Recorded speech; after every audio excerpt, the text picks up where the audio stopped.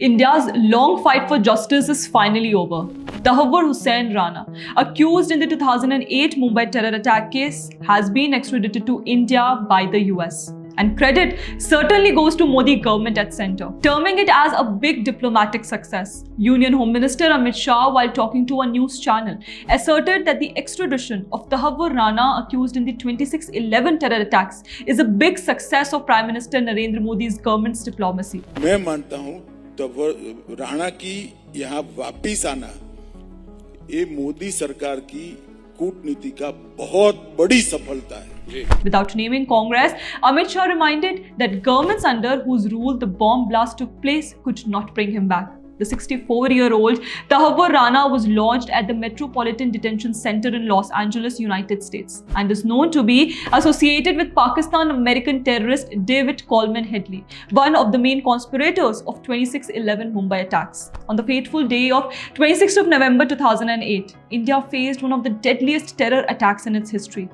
10 heavily armed terrorists from Pakistan's Lashkar-e-Taiba infiltrated Mumbai and launched a coordinated assault on the financial capital of the country, leaving over 170 people dead and more than 300 injured.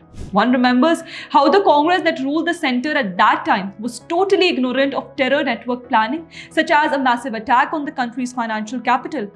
Union Home Minister Shivraj Patil, who even during the day of tragedy was seen changing dresses, amply revealing his complacent attitude towards the horrifying happening.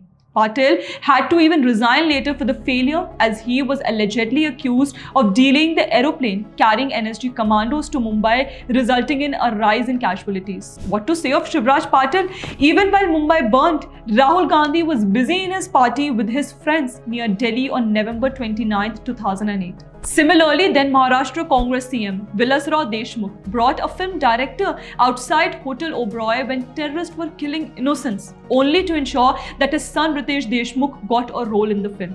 His act was severely criticized then. While Congress has a history of showing a soft approach towards terror elements, it has been Modi-led BJP government which has dealt with terror with an iron hand. Surgical strikes initiated by Modi-led centre have successfully pinned down terror elements and proved centre's commitment to eradicate terrorism from the country.